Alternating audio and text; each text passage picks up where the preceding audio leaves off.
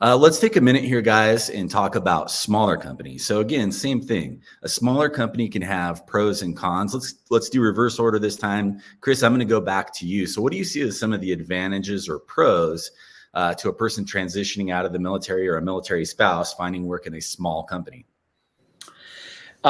Increased level of risk, right? And there's less known about it. There's less published about it. And many times you are used to having things in the military that are told to you, or you just fit into the program. And in very small companies where you have to be relatively self-sufficient, you have to be very inquisitive. You really have to understand what that company's mission is. And sometimes they're kind of unclear because they've been on a path where they created something and started making money. And, there's a maturation process that all organizations go through. And by the way, we're talking about companies. But when we say companies, we're really talking about organizations. And so it could be a not-for-profit organization. It could be a for-profit organization. It could be a governmental organization. But if you really think about a smaller organization, more visibility, generally speaking, more autonomy, but many times you're talking about a founder or a leader who has a very specific thing in mind, and they have complete control over everything, and as opposed to delegated control over a much larger organizational structure. And all of these things create different dynamics. And so one of the things that we'll keep telling you that we'll weave throughout all of these different tapings is you got to really know you, and you got to really know what you want. And then as you're going out and you're looking at these different opportunities, because your job is to create as many options and opportunities so you could have selection based upon the things that matter most to you. And if you don't have that must-have list and that nice-to-have list, you could go through and find a list of companies that you think would be perfect for you and still get it wrong. So in wrapping up, I just think it's real important to understand that these dynamics in these different size organizations, or whether it's governmental, non-governmental, private, or not-for-profit, all have their own dynamic.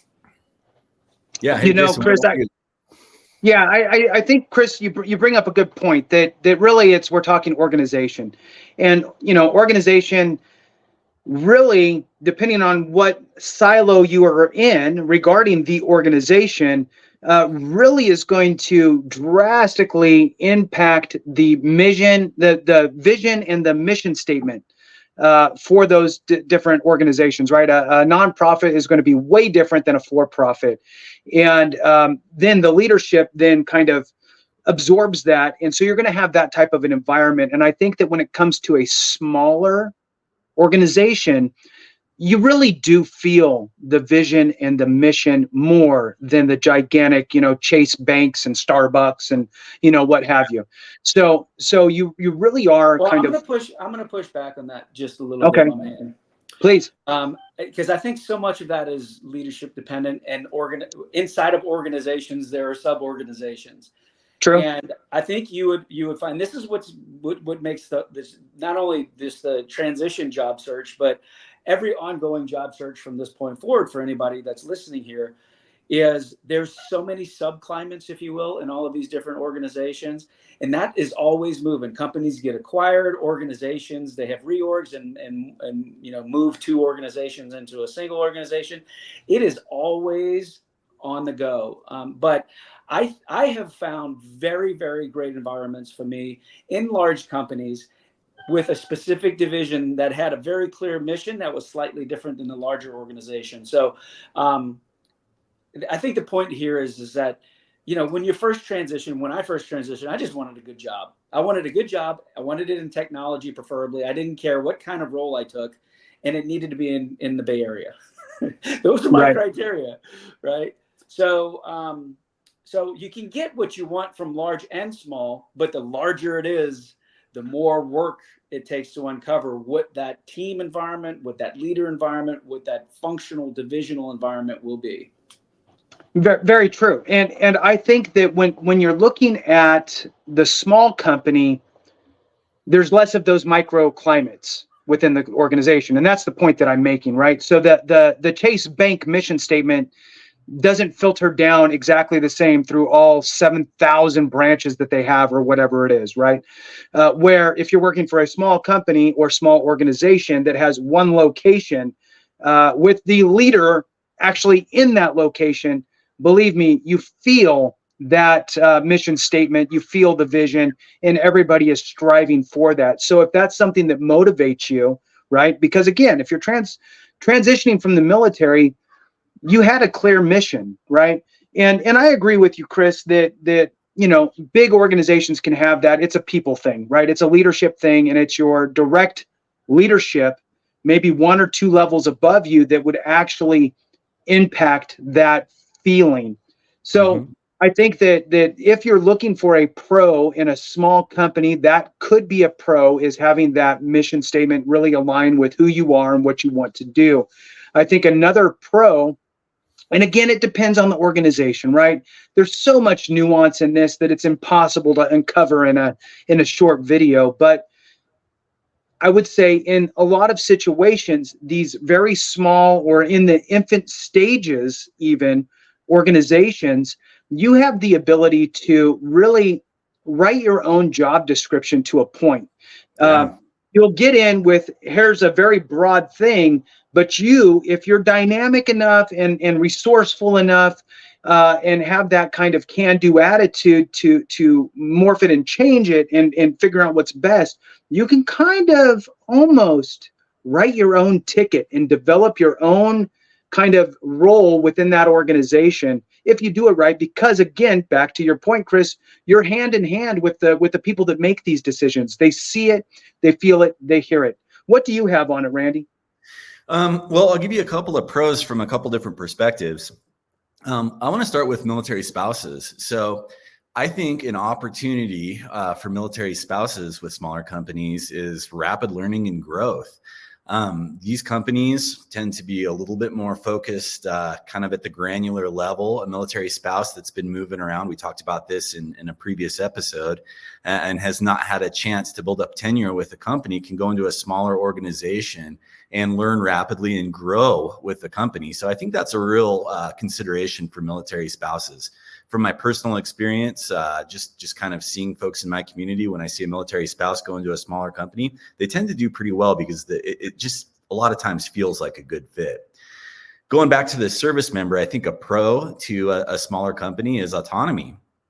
Kind of like you've discussed, Jason, and Chris mentioned, they don't have all the processes and procedures in place. And, military folks like to make decisions, regardless of what leadership level we exit the military at, we do have leadership built into us. And when you have that autonomy to make decisions and kind of guide the company forward, I think that can be a really good fit. So you kind of got to do an internal assessment, look at yourself in the mirror, and decide what's best for you. But there's a lot of advantages for military folks and their spouses to working in a small company.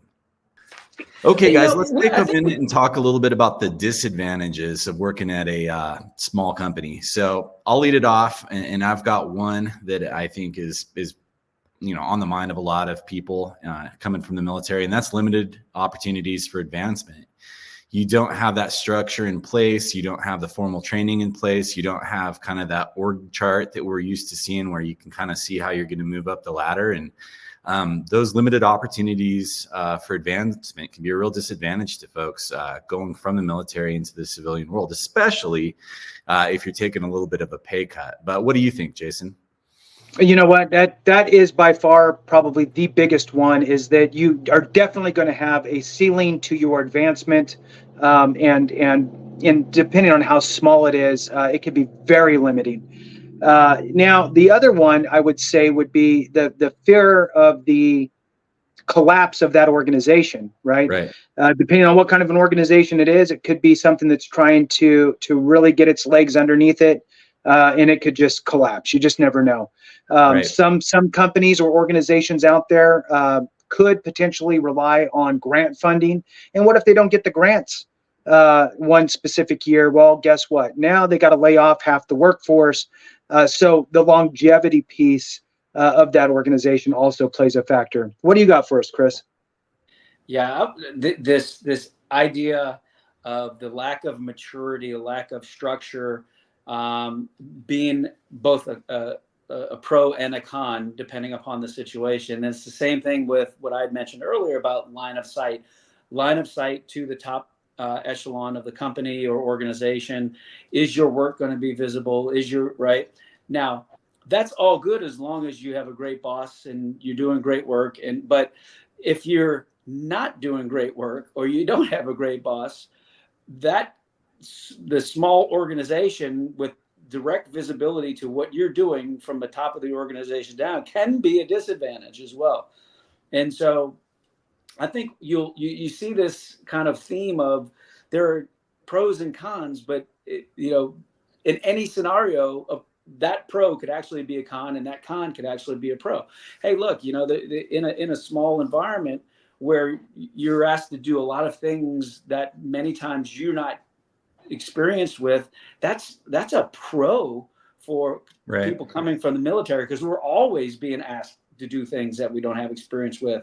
We're always changing jobs. But at the same time, that can be too much, and then your main job suffers, right? So you just got to make sure that you're looking at all of these things as pros and cons, and you're trying to marry that data set up through your search process, through the online review process, through connecting with your network process, so that you can put yourself in the best situation to be successful, working for somebody that's hopefully going to take you under their wing, that's going to understand your background and your background, both personally as well as somebody from the military spouse, and help nurture and coach you in a way that you're always going to show up as your best. And then in a small environment, that will be seen a lot more sooner. That's not grammatically correct. A lot sooner than in a larger organization, generally speaking. Okay, guys. See how it took cons and ended up positive? Yeah, I see that.